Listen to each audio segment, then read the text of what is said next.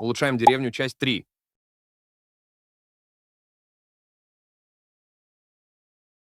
Мы потратили много времени и очень старались над этим видео. Что вы думаете насчет того, чтобы, когда мы закончим улучшать деревню, перейти на вертикальные видео?